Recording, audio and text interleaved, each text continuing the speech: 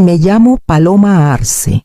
Tengo 65 años y he pasado la mayor parte de mi vida equilibrando la practicidad con la paciencia, aprendiendo desde joven que la diplomacia suele ganar a la confrontación.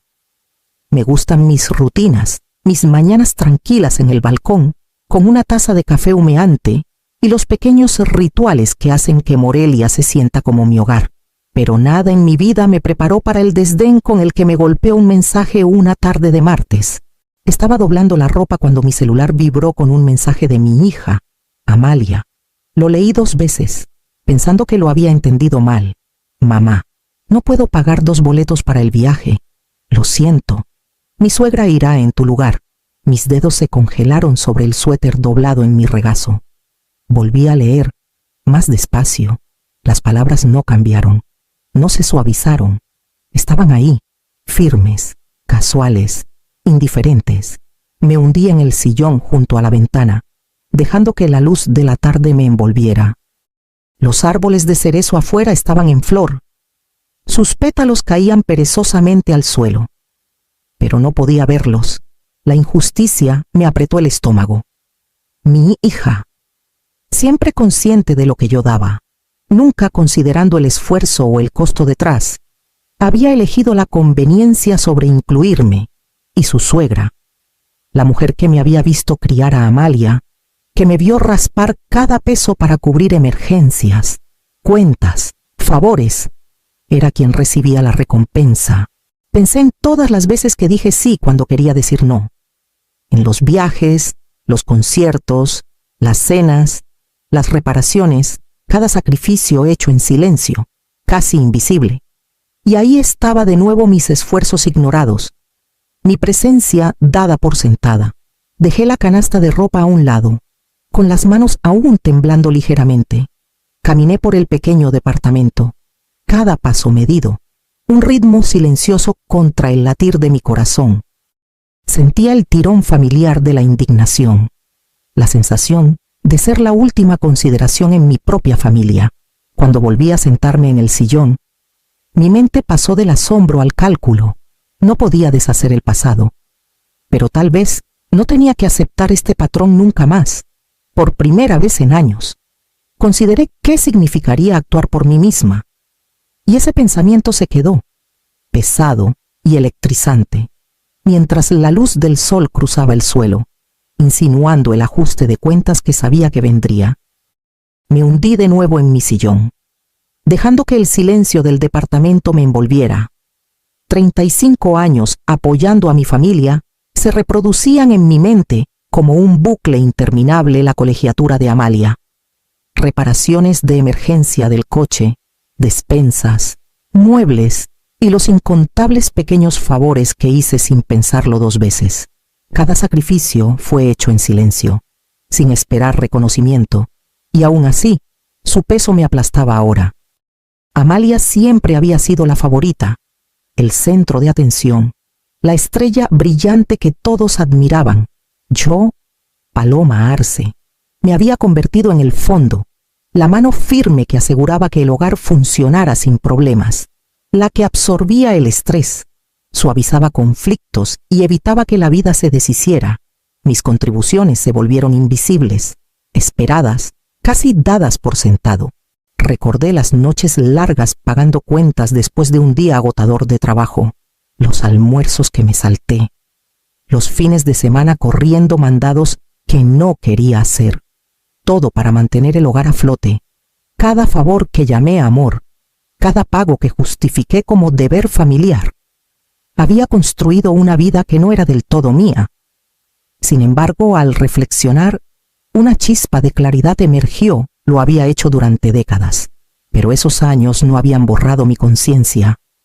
Sabía exactamente lo que había dado, y por primera vez sentí un ajuste de cuentas silencioso agitándose dentro de mí, un reconocimiento de que mis necesidades, olvidadas por tanto tiempo, estaban listas para ser consideradas a la mañana siguiente. Preparé mi café y me senté en la mesa de la cocina, el vapor acariciándome el rostro. Amalia entró, celular en mano, apenas mirándome. Mamá, Puedes recoger mi ropa de la tintorería. Olvidé mi cartera, dijo, con voz casual, como si yo fuera una asistente invisible en lugar de su madre. Asentí, forzando una sonrisa.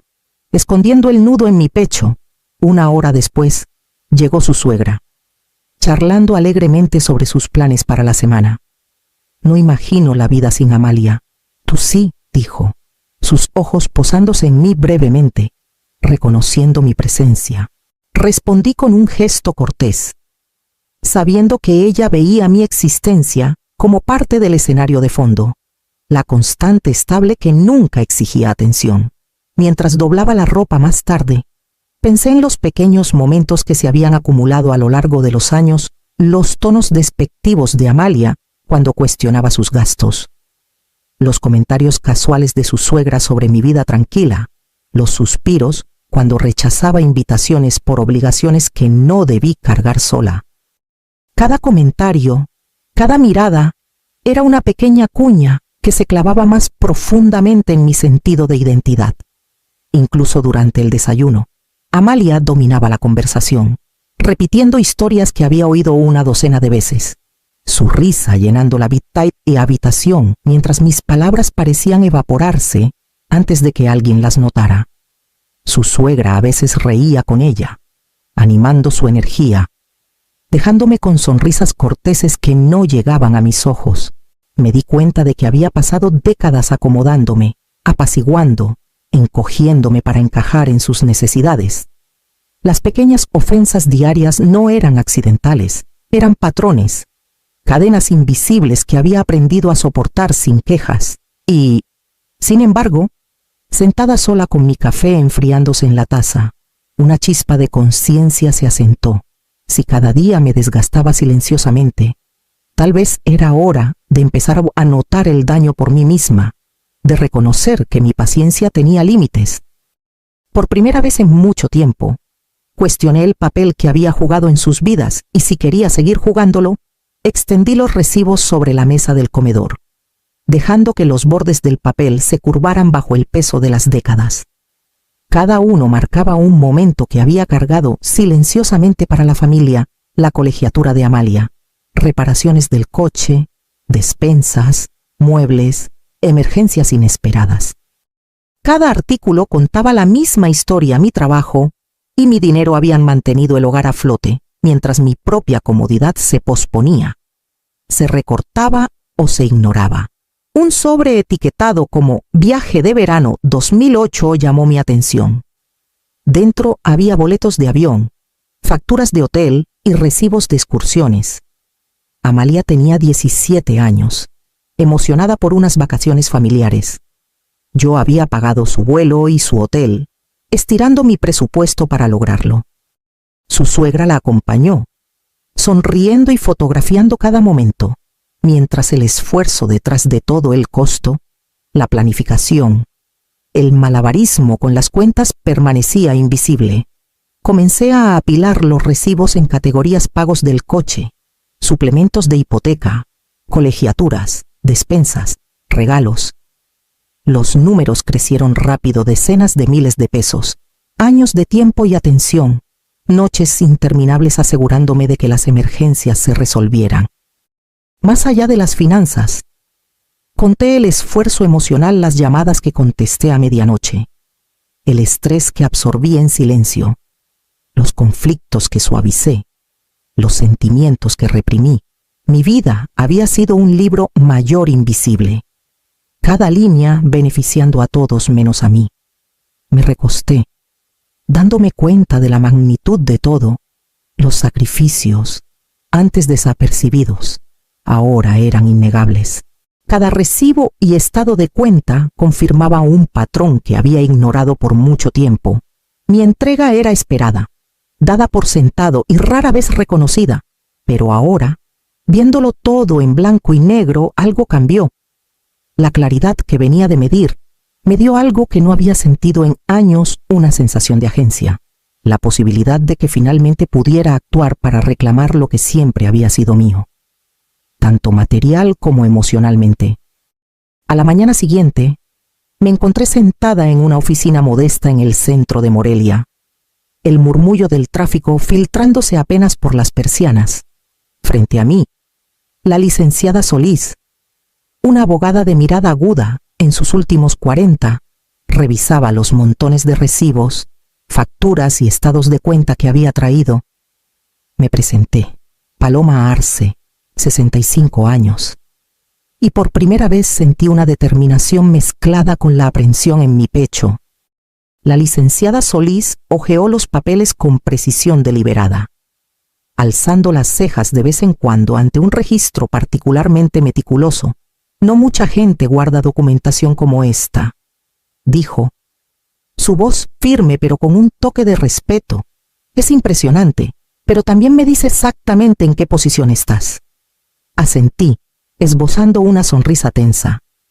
Todos esos años rastreando gastos, cada nota apresurada, cada archivo cuidadoso, no eran obsesión, eran necesarios. Cada pago que hice, cada favor que cumplí en silencio, había sido un hilo en el tapiz de la vida de mi familia. Y ahora, por fin, podía verse. Se recostó en su silla, legalmente. Todo lo que compraste sigue siendo tuyo, a menos que se haya regalado formalmente. Eso incluye todo en estos recibos: los muebles, los electrodomésticos, incluso el coche que financiaste para Amalia. Si alguien lo cuestiona, tienes la documentación para probar tu propiedad. Una calidez se extendió en mí, sin relación con el sol de la tarde que entraba por la ventana.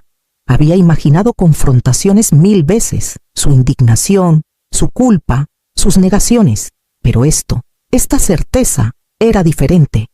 Me sentía anclada, firme, mis sacrificios, antes invisibles y asumidos, ahora eran reconocidos en los términos más concretos posibles. La mirada de la licenciada Solís se suavizó ligeramente. Has hecho el trabajo de base. Tu próximo paso es estratégico. Puedes reclamar tus pertenencias, hacer valer tus derechos y mantener tu dignidad. Todo sin conflictos innecesarios. A veces, la ley es solo una herramienta para el respeto propio. Exhalé lentamente, dejando que el peso del momento se asentara.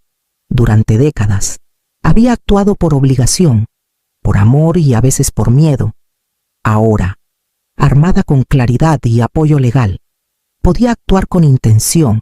Mi vida, mis propiedades y mis límites eran míos para proteger. Al salir de la oficina, carpeta en mano, la luz del sol en la banqueta se sentía más nítida, más definida. Por primera vez en años, sentí una extraña mezcla de alivio y resolución. El camino por delante no sería fácil, pero era innegablemente mío para recorrer. El aire de la tarde en Morelia tenía un toque fresco mientras estaba sentada en mi pequeña mesa de cocina, con la laptop abierta, navegando por listados de departamentos que podría llamar míos.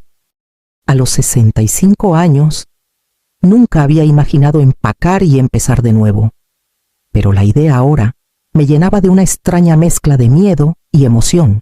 Cada listado representaba más que paredes y ventanas, era una reclamación de independencia que me había negado por mucho tiempo.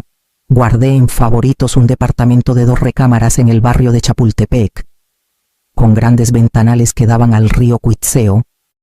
La descripción prometía luz solar, calles tranquilas y suficiente espacio para los libros, fotos y recuerdos que quería llevar conmigo. Mis manos dudaron sobre el teclado. Los años de obligaciones familiares tiraban de mi mente las cenas que preparé, las cuentas que pagué, los favores que nunca rechacé. Cada recuerdo era un hilo en la vida que había tejido para otros. Y ahora, cortar esos hilos se sentía necesario y aterrador. Abrí otra pestaña para empresas de mudanzas. Cuidadosamente comparé presupuestos, leyendo reseñas que elogiaban la discreción y la eficiencia. Sabía que esto no sería una simple mudanza, sería una extracción silenciosa y deliberada, retirando años de mi esfuerzo de las manos de quienes lo habían dado por sentado. Cada detalle importaba: qué objetos mover primero, qué fotografiar, cómo etiquetar las cajas con precisión meticulosa.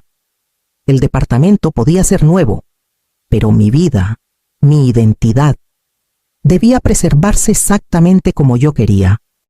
Hice una pausa, mirando alrededor del departamento donde había vivido por décadas. La sala tenía el sofá que compré con mi dinero, ahora desvaído pero sólido, la cocina, los electrodomésticos que elegí y pagué. Cada rincón llevaba la huella silenciosa de mis decisiones. Pasé los dedos por la encimera, sintiendo tristeza y resolución. Los recuerdos de llamadas nocturnas de Amalia o su suegra, las pequeñas discusiones por gastos triviales, las innumerables veces que tragué mi frustración para mantener la paz. Todo me presionaba ahora, recordándome por qué esta mudanza tenía que suceder. Comencé a redactar un itinerario para la próxima semana: mudanzas, empaque, organización de documentos, fotos para pruebas, recorridos finales. Cada punto en la lista era un paso hacia recuperar no solo objetos, sino dignidad. Mi pecho se apretó con anticipación y nervios. La libertad se sentía pesada en mis brazos, pero innegablemente real. Por primera vez en décadas, el futuro era mío para planear, mío para moldear, mío para habitar. Cuando cayó la noche, cerré la laptop, las luces de la calle reflejándose en el río, y me permití un momento tranquilo de resolución. El camino por delante era incierto, pero finalmente era mío para elegir. La mañana del martes llegó con una luz pálida colándose por las persianas. Amalia y su suegra ya estaban alborotadas de emoción, cargando maletas en el coche, sus risas rebotando en las paredes como si el departamento les perteneciera solo a ellas. Observé desde la puerta, con los brazos cruzados, dejando que la escena se desarrollara mientras mi pulso se estabilizaba. Este era el momento para el que me había preparado su partida. Creaba la apertura que había orquestado cuidadosamente durante semanas. A las 9. El taxi se alejó y el departamento quedó en silencio. Entré a la sala, sintiendo el peso de décadas presionando suavemente mis hombros. Los de la mudanza llegaron poco después. 2 hombres educados que escucharon sin preguntas mientras los guiaba por el departamento, cada mueble, cada electrodoméstico. Cada foto y libro fue cuidadosamente catalogado, etiquetado y empaquetado. Los recibos y las fotos documentaban cada artículo. Pruebas de propiedad organizadas en carpetas que llevaba como armadura. Hice una pausa en el sofá, mis dedos recorriendo la tela gastada que elegí hace años, los recuerdos de cumpleaños, días festivos y charlas nocturnas permanecían en los rincones de la habitación. Dejé el sofá en su lugar, un testamento silencioso de la vida que había vivido aquí, mientras todo lo demás se preparaba para irse. Finalmente, me senté en la mesa de la cocina y escribí la carta. Clara, concisa y firme, explicaba las décadas de contribuciones financieras y emocionales que había hecho, los límites que estaba estableciendo y por qué cada artículo que reclamaba seguía siendo mío. Coloqué el sobre en la encimera, una declaración silenciosa de que mi paciencia y generosidad tenían límites. Cuando los de la mudanza comenzaron a cargar las últimas cajas, respiré hondo. El departamento de repente se sentía al mismo tiempo vacío y libre. Esto no era enojo ni venganza, era la ejecución de una decisión que había tomado hace tiempo, la afirmación de mi valor y autonomía. Por primera vez en décadas, me sentí completamente en control, y el aire a mi alrededor brillaba con la posibilidad de una vida reclamada en mis propios términos. El domingo por la tarde, el familiar rugido de las llantas en la entrada anunció su regreso. Amalia y su suegra bajaron del coche, sus rostros aún radiantes de euforia vacacional. Sin embargo, el departamento la recibió con una vacuidad que robó sus sonrisas. Los muebles habían desaparecido, las cajas se habían ido y hasta los pequeños objetos que daban por sentado fueron meticulosamente retirados. Amalia se quedó inmóvil a medio paso, sus ojos recorriendo las habitaciones desnudas. ¿Qué? ¿Qué pasó?, dijo, su voz temblorosa, teñida de incredulidad. Su suegra, normalmente compuesta y autoritaria, puso las manos en las caderas, la mandíbula tensa, las cejas fruncidas como si la escena ante ellas desafiara toda explicación. El aire de confianza que usualmente la envolvía se reemplazó por una tensión quebradiza que crujía en el silencio. Observé desde la distancia, apoyada en la barandilla afuera, tranquila y deliberada. Su pánico, el cambio repentino de la alegría vacacional a la confusión y la indignación, atravesó el departamento como una tormenta. La respiración de Amalia se aceleró, sus manos jugueteando con las correas de su bolsa. «Mamá, digo, suegra, ¿tú?», se interrumpió, dándose cuenta de que nadie podía responder. Los ojos de su suegra recorrieron cada rincón. Un jadeo contenido escapó mientras pasaba la mano por las encimeras, los estantes, el suelo desnudo. La mujer, usualmente imperiosa, murmuró algo por lo bajo, con incredulidad y culpa tiñendo su tono. ¿Cómo pudo pasar esto? Cada pregunta revelaba la creciente frustración y la impotencia que sentían ante la pérdida del control que siempre habían asumido como suyo. Mientras tanto, sentí una oleada silenciosa de empoderamiento. Su caos resaltaba el contraste entre su pánico y mi compostura. La tensión que habían ejercido sobre mí durante décadas ahora se reflejaba en sus rostros, un eco de las consecuencias del desdén y el sentido de merecimiento. Me permití una respiración pequeña y estabilizadora, dejando que la calma, ausente por tanto tiempo en su presencia, se asentara plenamente en mí. Por primera vez en años, presencié el poder de los límites hechos tangibles. Su desorden, agudo e inmediato, subrayaba los años de paciencia, trabajo y resistencia silenciosa que había invertido, ahora plenamente reconocidos, aunque solo fuera en el shock que cruzaba sus rostros. El aire entre nosotras vibraba con la verdad que había sido invisible por tanto tiempo. Ya no estaba a su merced. Estaba en el umbral de mi nuevo departamento en Morelia, la luz del sol derramándose sobre los pisos de madera pulida.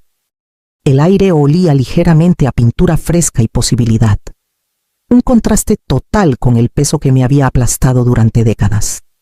Cada rincón reflejaba mis decisiones, mi control, mi espacio, y por primera vez se sentía completamente mío.